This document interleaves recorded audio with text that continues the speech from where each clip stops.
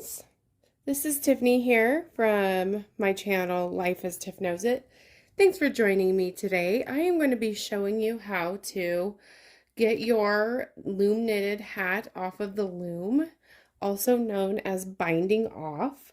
So what I have made today, just a quick overview, is I have made a very airy looking hat with a combination of an E-wrap stitch and a purl stitch, where I did an E-wrap around the whole loom and then a purl and just alternated the stitches, including in the brim. So this hat I've been working on for quite a while. It is ready to be taken off the loom. Woohoo! It's always a nice feeling to be done with a project and ready to get it off of the loom. So what you will need in order to do that is a basic needle. This comes with any loom knitting kit that you might receive. You don't have to use this type of needle. It is helpful to have a needle that is wide enough to thread the yarn. And then you're going to obviously need some scissors and just your yarn that you're working on with the project. And there are a few ways to do this regarding the yarn. I personally go with an approach that some people do not. I'm going to show you the way I do it.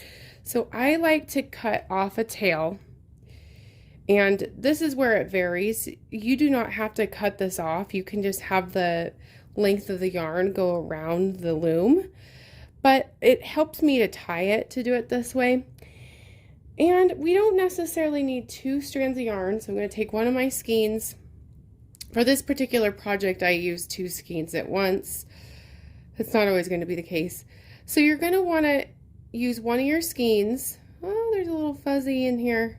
And you're going to take a piece of yarn that is at least the length of the loom.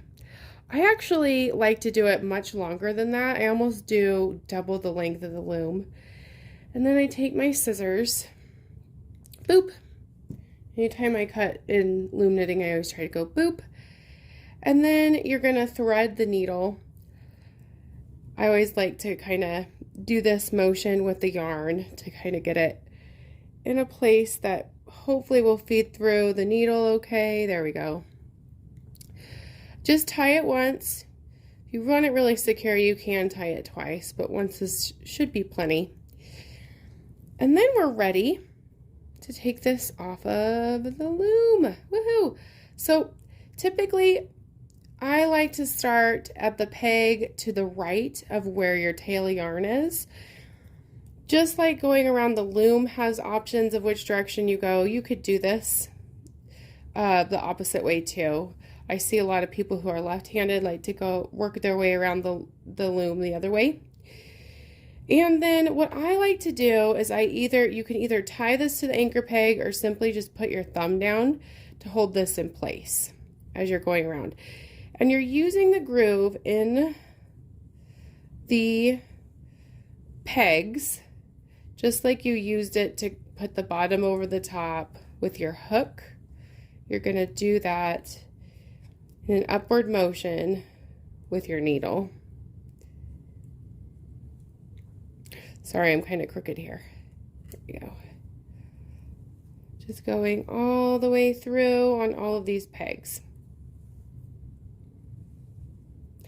The longer your strand of yarn, the more time consuming this will be because you're pulling it through.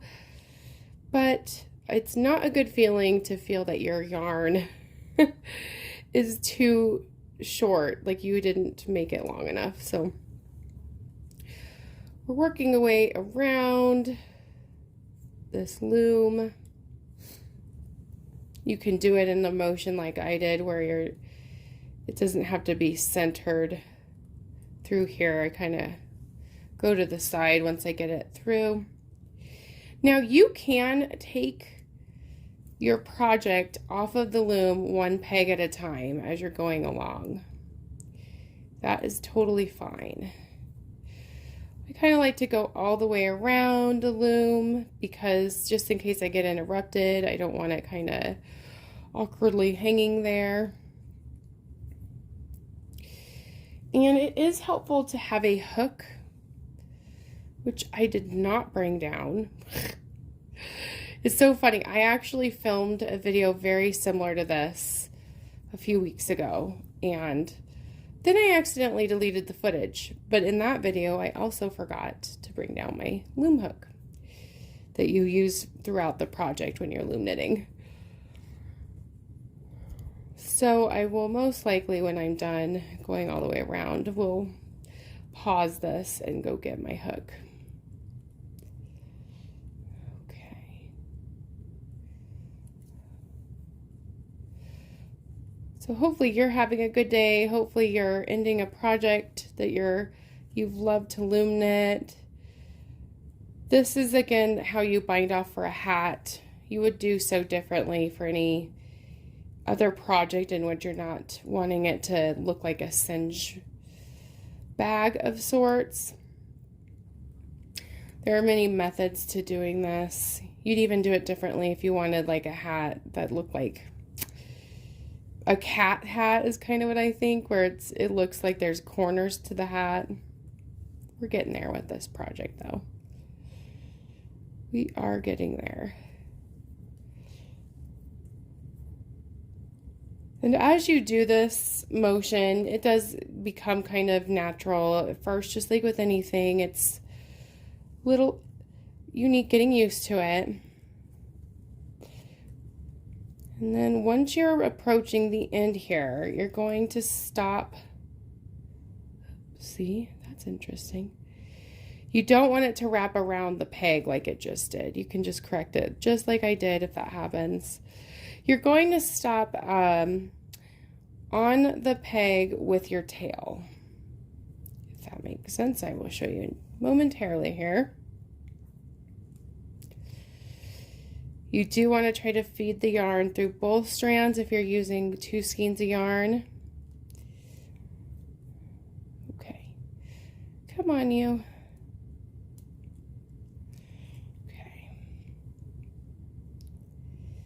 And then here we are. You want to be very careful to not pull out your tail here because that's going to unbind the hat. Okay, so I will momentarily be back, and I bet if I snap my fingers, the hook will just appear in my hands. There it is. Oh my goodness. Okay, so where we are at, so what it should look like is you have your tail with the needle, which you don't need anymore. You also have your 2 strands here on that same hook or that same peg. Then you have where you started. I go around typically where I started, again trying so hard to not keep the yarn intact. You're just going around as if you're doing your thing. It is slightly like panic ridden when you're like, oh my gosh, I'm taking it off the loom, because you're so wired to think like, oh, it doesn't come off the loom. But you are done with your project, you're finishing it up, around and around you go. It is quite exciting to take a project off. Okay, we are getting there. This in particular is so prone to snagging, so because it's such an airy stitch. Okay, so we have everything off of this loom. You try so hard, don't get it tangled up. I'm going to take the, kind of just clip that, and then we have our 3 things going on here. I'm not terribly concerned about the, I will tighten that. So what I have in my hand right now is where I begun going around the loom with the needle and where I ended.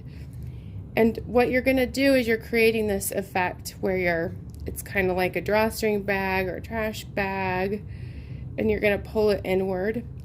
And you're gonna wanna really tighten it. However, what I like to do is I put my hand through the bottom of my project and I take the 2 pieces of yarn and I guide it into flipping this inside out.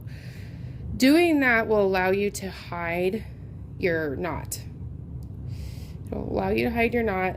You do want to find also that tail as well. This is why I like to do this the way I do, is because you can tie this so easily. So I'm really tightening it. It's a fine balance between really tightening it, but you don't want to rip your yarn. This particular yarn is slightly fragile. So what I'm going to do is I'm tying a knot together after I've secured it pretty tightly here. And I don't think there's ever a problem like so much enforcing it by triple knotting it, quadruple knotting it. Once I feel pretty good about it, I then take my 2 strands that I've been tying together, my beginning and my end, and then my tail, which I cut off, and I use that as a knot as well. So I'm just weaving everything in there together in knots in my hat. I do like triple most of the time. And then all I do, because this is the inside of the hat, my knot is super secure,